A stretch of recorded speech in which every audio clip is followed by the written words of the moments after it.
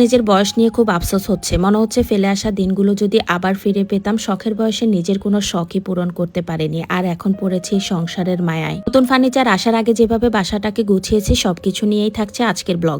আসসালামু আলাইকুম, সবাই কেমন আছেন? আশা করতেছি ভালো আছেন। আমিও ভালো আছি আল্লাহর রহমতে। মানুষের জীবনে শখ পূরণ করার জন্য একটা বয়স থাকে, সেই বয়সটা পার হয়ে গেলে আর জীবনে শখ পূরণ করার ইচ্ছা থাকে না। এই কথাটা কতটুকু সত্যি আমি জানি না, তবে এটা শুধু আমার ওপিনিয়ন না, আমি অনেকের কাছ থেকেই এই কথাটা শুনেছি, আর এখন হাড়ে হাড়ে টের পাচ্ছি। একটা সময় ছিল অনেক শখ ছিল, তবে পূরণ করতে পারতাম না। তো এখন সামর্থ্য আছে, সেই শখের বয়সটা হারিয়ে ফেলেছি। আর এখন শখ হচ্ছে ঘর সাজানো, বাড়ি সাজানো, সংসার সাজানো, এগুলো নিয়ে ব্যস্ত থাকার। মানুষের জীবন থেকে সময় কত তাড়াতাড়ি চলে যায়, তাই না? একটা সময় মনে হতো লিপস্টিক, জামা কাপড়, মেকআপ ছাড়া চলতেই পারবো না, আর এখন মনে হয় সেগুলোর কোনো প্রয়োজনই হয় না। নিজেকে সাজানোর আগে ঘর সাজানো নিয়ে ব্যস্ত থাকতে হয়। যেমন ঈদের কেনাকাটা কিন্তু আমি এখনো শুরু করি নাই। মার্কেটে গিয়ে যে মানুষটা আগে নিজের ড্রেস পছন্দ করতাম, এবারের ঈদটা সম্পূর্ণ আলাদা। সকাল সকাল বের হয়ে গিয়ে টেবিলের জন্য একটা র্যাকসেন কিনে নিয়ে আসলাম। ভাবলাম যে মার্কেট করব, কিন্তু না, সেই সময়টা হাতে ছিল না বলেই তাড়াতাড়ি করে র্যাকসেনটা কিনেই বাসায় চলে এসেছি। এখন আমি আমার শখের ডাইনিং টেবিলটা ঢেকে নিচ্ছি। এই ডাইনিং টেবিলটা যে আমার কতটা শখে সেটা শুধুমাত্র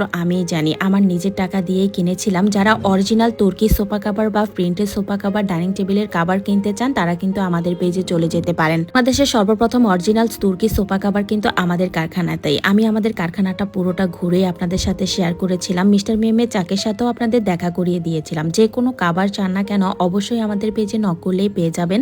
ভিডিওর উপরে পেজ লিঙ্কটাও দেওয়া থাকবে, স্ক্রিনেও দিয়ে দিলাম। আমার বাসায় যত সোফার কাভার, ডাইনিং টেবিলের কাভার দেখেন না কেন, সবকিছুই কিন্তু আমি আমাদের পেজ থেকেই নিয়ে আসি, মানে আমাদের কারখানা থেকে নিয়ে আসি। নিজের কারখানা রেখে অন্য কোথাও থেকে কেনার আমার কোনো প্রয়োজন পড়ে না, কারণ ভালো প্রোডাক্ট তো আমরা সবাই চাই, কিন্তু কয়জনই বা পাই। নিজের চোখে যেহেতু দেখি কারখানাতে ভালো প্রোডাক্ট পাওয়া যায় বা ভালো প্রোডাক্ট বানানো হয়, তাহলে আমি অন্য কোথাও কেন যাব? ডাইনিং টেবিলের কাভারটা লাগিয়ে সুন্দর করে র্যাকসেনটাও দিয়ে দিলাম, তারপরে রুমে চলে আসলাম। আজকে বাসায় অনেক মেহমান আছে, তাই সবকিছুই এলোমেলো হয়ে আছে। আগে সবকিছু গুছিয়ে নি, তারপরে রান্নাবান্নার কাজ শুরু করে দিব। তো আম্মু বাসায় এসেছে পর্যন্ত সবাই আম্মুকে দেখতে আসতেছে। আম্মুর অপারেশনের পর থেকে একের পর এক মেহমান আসতেই আছে। বাসার সবকিছুই এলোমেলো আছে, গুছিয়ে রাখাটা তো আমার দায়িত্ব। পুরো বাসাটা সুন্দর করে গুছিয়ে নিলাম। দেখেন, সোফার কাভারটা চেঞ্জ করার পর সোফার পুরো লুকটাই চেঞ্জ হয়ে গেছে। ডাইনিং টেবিলের কাভারটা চেঞ্জ করার পর ডাইনিং টেবিলের লুকটা চেঞ্জ হয়ে গেছে। তো বাসার সবকিছু নিজের হাতে গোছানোর পর এখন একটু শান্তি লাগতেছে। ফাইনালি আমি রান্নাবান্নার কাজে চলে আসলাম। এখন হচ্ছে ভোর রাত্রে, সন্ধ্যা রাত্রের রান্নাটা করে নিব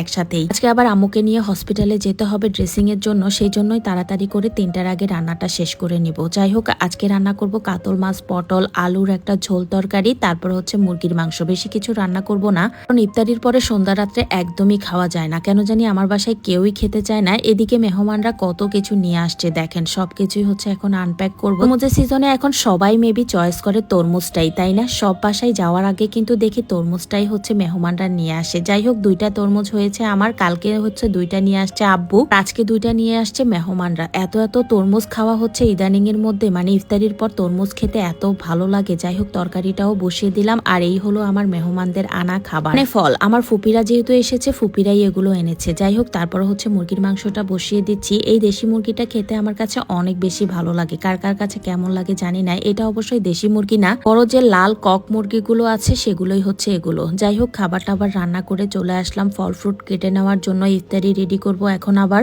কিছু রেডি করে রেখে আম্মুকে নিয়ে হসপিটালে যাব, যাতে আসার পর আর কোনো কাজ না করা লাগে। এসে আর কোনো কাজ করার এনার্জি থাকবে না। যাই হোক, আমি তরমুজটাও কেটে নিচ্ছি। আজকে তরমুজটা মনে হয় অনেক বেশি মজা হবে। যা যা ফল ফ্রুট লাগবে সবকিছুই নিয়ে নিলাম। আর আজকের মতো বিদায় নিব। সবাই ভালো থাকবেন, সুস্থ থাকবেন। দেখা হবে নেক্সট ব্লগে। আল্লাহ হাফেজ।